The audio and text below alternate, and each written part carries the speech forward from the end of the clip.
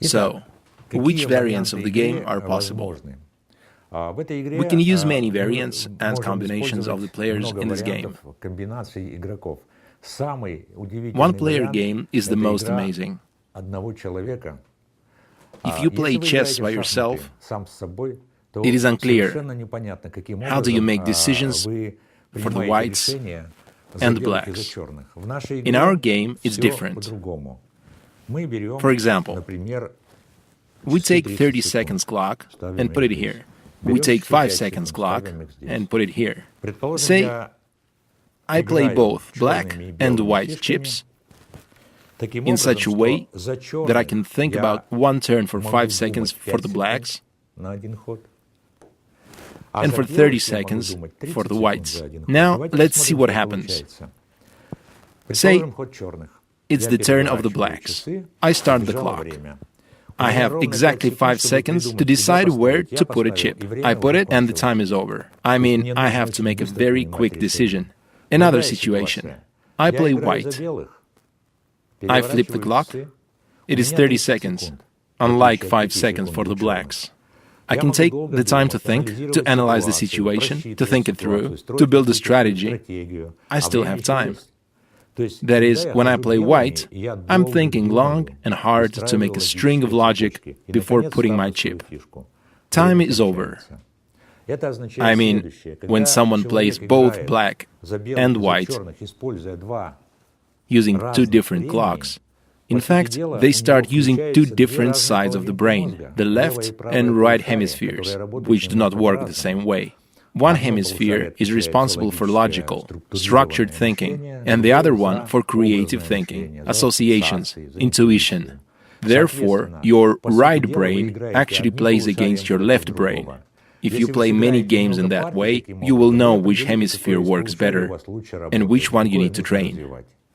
This is the first variant of the game. The second variant is when two people play.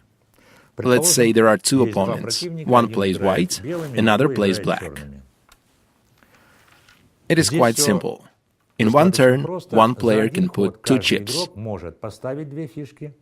move two chips, or change any number of the opponent's chips. For example, the first puts two chips. The second puts two chips somewhere else, according to his or her strategy. The first puts two more chips like this. The second puts two chips like this. They put a double on the colored square. The player moves black chips back to avoid being attacked by the whites and puts more chips here. That's how you play a game of combinations in order to take up your positions, to control as much of the field as possible, and not to let your opponent occupy more squares of the main field than you. The game is over when all chips are in the field. You have to count them to find out which color prevails. The more complicated variant is when two teams play. You can play 2-on-2 or 3-on-3. Let's look, for example, how the 3-on-3 game works. The first team is the blacks. The second is the whites. In this case, each team can put 3 chips and move 3 chips in one turn. That is, one player of the team can put 1 chip and move 1 chip. Let's make the first move of the black team. In order to make the first move, each player of the team has to take the card and to write a number on which he or she wants to put the chip. At the same time, other players also write their numbers on the cards. Note that no one of them knows which numbers their teammates have chosen. If they understand each other and have a general strategy, if they play together a lot, they will choose the right numbers according to their strategy. Then they simultaneously open their cards and put the chips on the numbers written in the cards.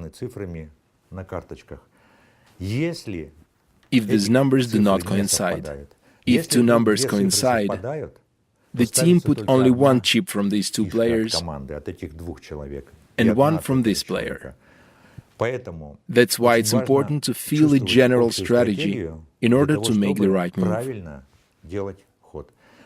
Same goes for moving the chips.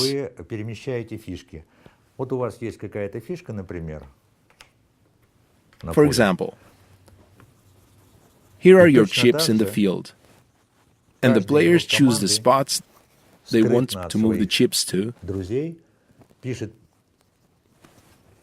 without their teammates knowing. And then they open their cards at the same time. 63, 55, 32. 63, 55, 32. Success. All numbers are different, so all three chips get to be moved. During the team game, the notes on the cards are used, and in this case, the players of the same team do not communicate, do not talk to each other when making a move, by that training their intuitive reasoning. But there is another variant when you can talk to your teammates during the game. You can talk while you're considering your move, but without specifying color, numbers of squares, and direction. This is acceptable. The rules describe different variants of 3-on-3 game.